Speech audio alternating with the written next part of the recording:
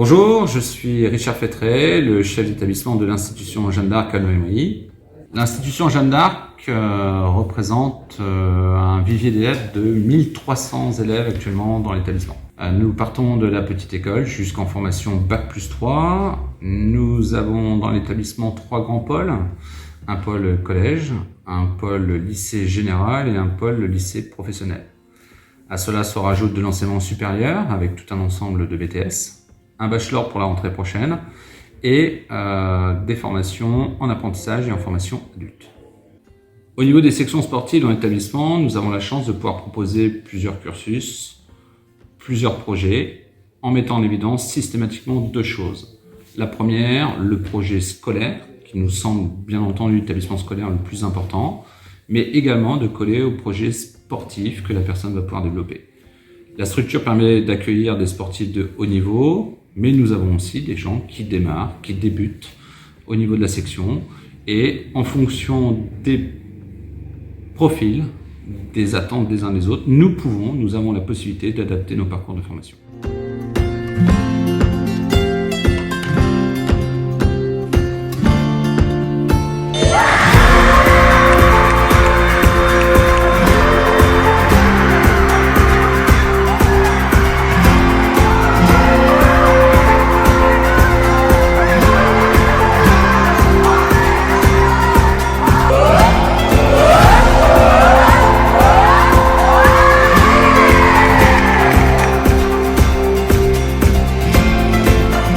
Commencé ensemble, c'est ça, le sport-études? Oui, c'est ça. Depuis le collège, de la 6e à la 3e, ensuite on arrive au lycée. Bah voilà quoi. Vous avez grandi ensemble quoi en gros. Ouais, voilà. On est amis depuis. Ouais. C'est une expérience à vivre, que ça lie la scolarité avec le hand. Après il faut s'organiser, mais voilà, après on a l'habitude. Voilà. Donc là vous êtes au lycée Jeanne d'Arc là en ce moment? Oui, c'est ça. Et vous êtes aux portes de la D2? Porte de la D2, c'est un grand mot. Vous y êtes presque. On arrive quand même. Bah moi je suis dans le groupe élargi, un petit pas, un petit. Bah, quand même un pas quoi. Et Manon, toi t'en es où toi? Je suis là, hein. Présente. Toujours là, on poursuit. Et voilà. On essaie de s'améliorer comme on peut.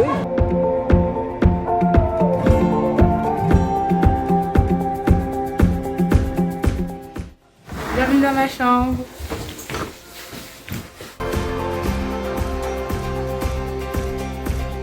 L'avantage de la section sportive, c'est que tout est regroupé dans un même secteur.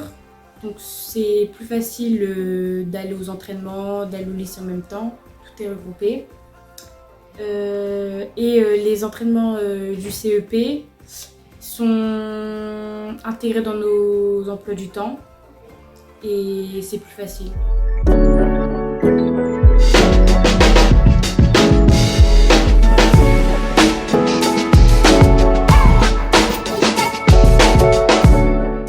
On est dans un grand lycée et du coup je trouve que c'est un peu plus convivial comme tout le monde se connaît. Ouais, voilà, c'est ça, tout le monde se connaît en fait. Alors que à Brest avant, on connaissait, tu croisais des gens dans la cour, on les connaissait pas et là vraiment tout le monde se connaît comme c'est petit.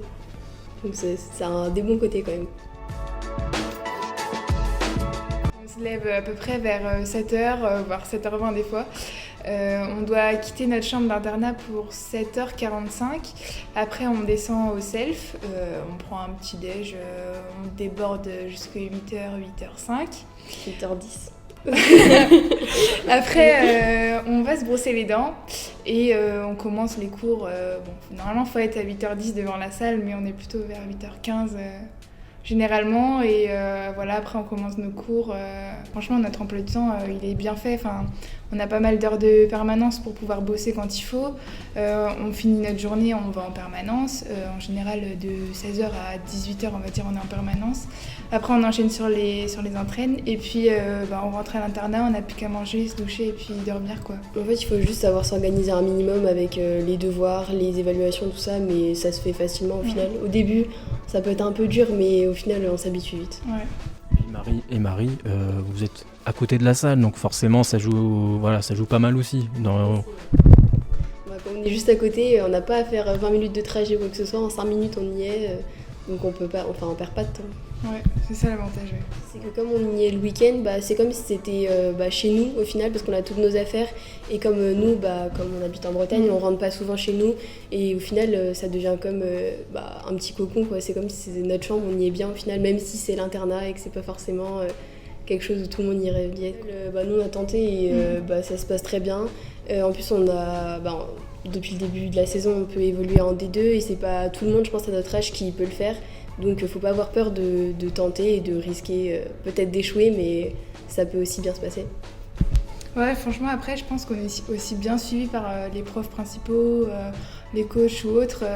Si on a des difficultés, ils sont assez ouverts pour qu'on puisse, avoir des aides supplémentaires. Ou même, par exemple, il y a des profs qui sont ouverts à nous faire des cours particuliers. Et franchement, c'est aussi en plus parce qu'ils prennent en considération qu'on a plus de sport et un emploi du temps plus chargé que les autres, quoi. Des petites jeunes comme ça dans un groupe de D2, ça s'affirme alors? On arrive à s'affirmer là? Moi j'ai toujours été la plus jeune à chaque fois depuis que je joue en senior, donc c'est comme d'habitude on va dire, donc ça se passe bien et en plus on est une équipe plutôt jeune je trouve, donc c'est facile de bien s'intégrer. Moi c'est pareil, j'ai toujours eu quelqu'un pour m'aider, me conseiller et puis voilà, ça fait plaisir de continuer. Bonjour, je suis Clément Petit, manager général et entraîneur principal de l'équipe du Centre Braveno Handball. Le premier point, c'est qu'il y a une proximité entre l'établissement, donc l'école, l'internat et le lieu d'entraînement. On est sur le même terrain, donc c'est très très facile d'accès. Et dans un parcours de sport-études, dans un double projet, c'est essentiel de minimiser les temps de transport, donc ça on l'a. Le deuxième point, c'est l'internat, parce que l'internat il ouvre en week-end. Et là, en l'occurrence, on a 2 Bretonnes qui peuvent s'épanouir dans leur scolarité de lycée, jouer en équipe de D2, tout ça en étant sécurisé par l'accueil à l'internat. Le troisième point, c'est le soutien qu'on a de la municipalité, parce que le partenariat, il existe entre le lycée, la municipalité avant tout, et le club. La municipalité permet à cette section sportive d'exister. Il y a un encadrement qui est suivi, qui est sérieux, qui est rigoureux par les éducateurs territoriaux, en l'occurrence Solange Legrand, qui coordonne le tout. Et enfin, le quatrième point, c'est la multitude des parcours scolaires qui peut exister, parce que non seulement on est capable d'accueillir des lycéennes, mais on a aussi tout un panel d'apprentissage de métiers tels que les CAP cuisine, boucher, diététicien, même sur le post-bac, il y a des formations dans les métiers de l'hôtellerie qui nous permettent aussi de proposer des formations à des joueuses plus âgées qui anticipent leur reconversion. Donc c'est vraiment un outil qui est très très précieux et très honnêtement, j'en ai jamais vu de tel ailleurs en France, quoi.